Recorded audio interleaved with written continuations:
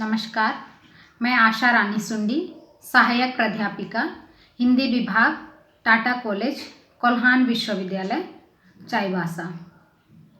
आज मैं स्नातक हिंदी प्रतिष्ठा सेमेस्टर 3 के विद्यार्थियों के लिए उनके पाठ्यक्रम से कोर 5 इकाई 1 के अंतर्गत सूर्यकांत त्रिपाठी निराला के व्यक्तित्व एवं कृतित्व के बारे में चर्चा करने जा रही हूँ।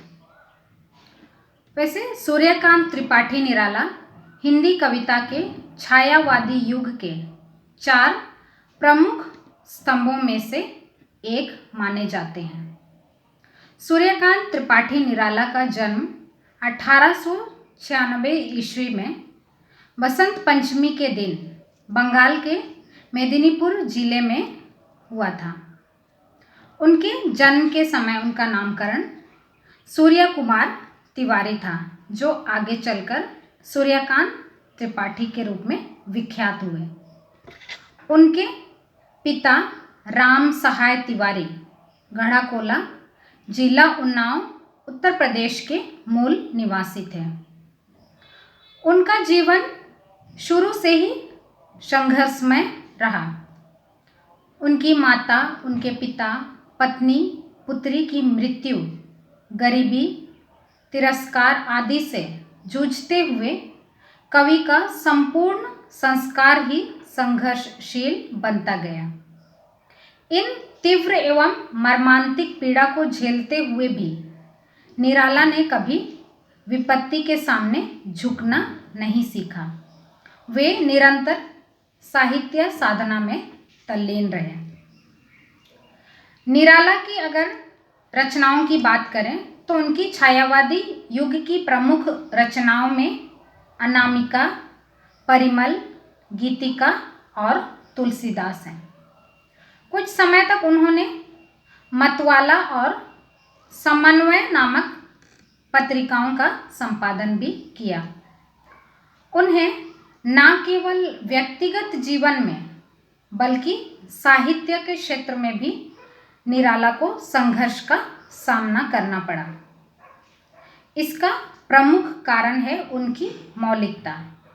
निराला ने 1920 के आसपास से लेखन कार्य आरंभ किया।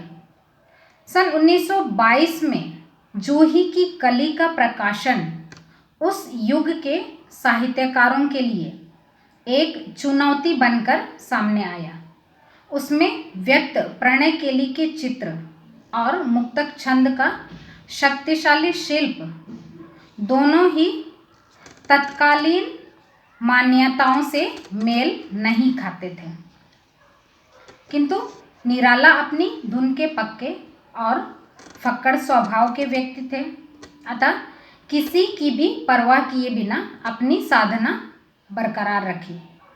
निराला के काव्य में शुरू से ही विविधता के दर्शन भी होते हैं।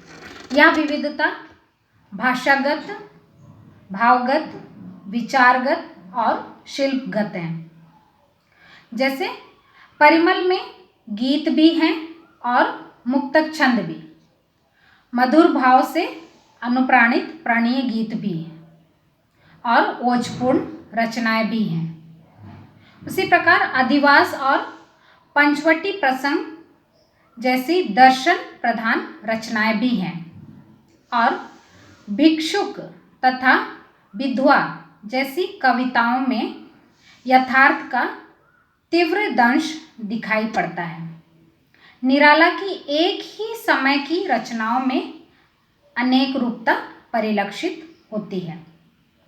निराला की रचनाओं पर दर्शन का प्रत्यक्ष और गंभीर प्रभाव भी दिखाई देता है।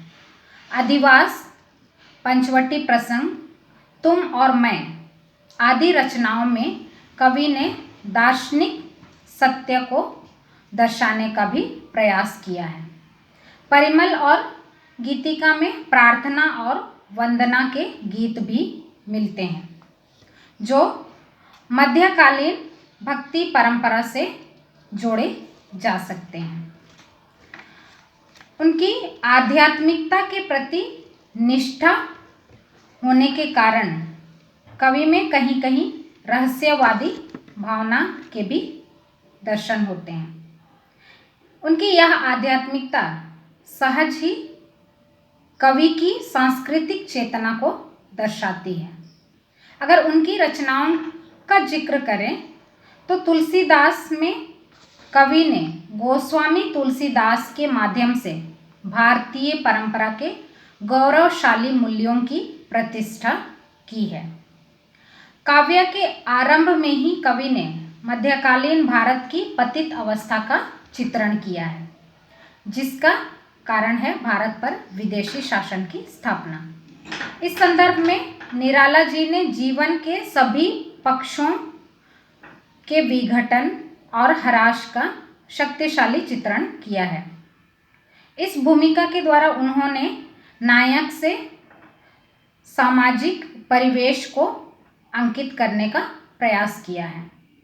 इसमें तुलसीदास अपने मित्रों के साथ घूमने के लिए चित्रकूट चले जाते हैं और वहाँ की प्रकृति की निर्मल और सात्विक शोभा से उनका हृदय इतना उल्लासित और आंदोलित हो उठता है कि वे रत्नावली के रूप का सम्मोहन उसकी चेतना को ग्रस लेता है और वे बिना बुलाए पत्नी रत्नावली के पास मिलने के लिए उनके नैहर पहुंच जाते हैं। तब वहाँ रत्नावली की कटु उक्तियों से उनकी चेतना मुक्त होती है और वे ऊर्ध्व की ओर संचरण करने लगते हैं, अर्थात पत्नी का तिरस्कार ही उसे एक उच्च कोटि का कवि बना देता है। इस प्रकार कवि ने व्यक्तिगत सुख और जीवन के महान एवं व्यापक मूल्यों के बीच संघर्ष दिखलाकर अंत में उदात्त मूल्यों की विजय को दिखाया है। इसी प्रकार उनकी और एक रचना राम की शक्ति पूजा के बारे में हम देखें तो राम की शक्ति पूजा निराला की ही नहीं, संपूर्ण छायावादी काव्य की एक उत्कृष्ट उपलब्धि है। इसमें कवि ने एक ऐतिहासिक प्रसंग के द्वारा धर्म और अधर्म के शाश्वत संघर्ष का चित्रण किया है। इसमें राम को धर्म और रावण को अधर्म का प्रतीक माना है। इस कविता में अधर्म का चित्रण एक प्रचंड शक्ति के रूप में हुआ है, जिसके सामने एक बार तो राम का साहस भी कुंठित होने लगता है। यह स्थिति एक ओर तो कवि के व्यक्तिगत जीवन के संघर्ष से संबद्ध हो जाती है और दूसरी ओर युगीन यथार्थ की विकरालता को भी व्यंजित करती है। अंत में राम की शक्ति पूजा में राम की शक्ति की मौलिक कल्पना करते हैं और उसकी आराधना करते हैं, तब अधर्म के विनाश के लिए सक्षम होते हैं। शक्ति की उपासना में एक ओर तो परंपरागत सत्य की स्वीकृति का संकेत निहित है और दूसरी ओर मौलिक कल्पना इस बात पर बल देती है कि प्राचीन सांस्कृतिक आदर्शों का युगानुरूप संशोधन अनिवार्य है। तो उनकी कला पक्ष के बारे में अगर हम जिक्र करें तो कला पक्ष के अंतर्गत हम देखेंगे कि निराला की अधिकांश रचनाओं की भाषा संस्कृत गर्भित है और उसमें समास की बहुलता भी है। पदों के प्रयोग में कवि ने गेयता का भी विशेष ध्यान रखा है।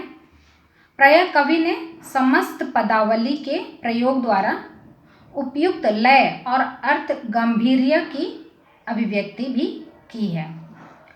उनकी काव्यकृतियों के बारे में अगर हम देखें तो उनकी काव्यकृतियों में काव्य संग्रह, उपन्यास, कहानी संग्रह, निबंध, आलोचना, पुराण कथा, बाल साहित्य और अनुवाद शामिल हैं। उनके काव्य संग्रह हैं अनामिका, परिमल, गीतिका, तुलसीदास, कुकुरमुत्ता, अणिमा, बेला, नए पत्ते, अर्चना, आराधना, गीत कुंज, सांध्य, काकली आदि। तो इस प्रकार उनके व्यक्तित्व एवं उनकी रचनाओं के बारे में हम लोगों ने आज चर्चा की है। तो ये एक उनकी संक्षिप्त जानकारी है। मुझे उम्मीद है कि आप के लिए यह जानकारी फलदायी होगा। तो आज तक के लिए बस इतना ही। आगे हम लोग अगले कुछ अन्य विषयों के साथ वापस आएंगे। तब तक के लिए धन्यवाद।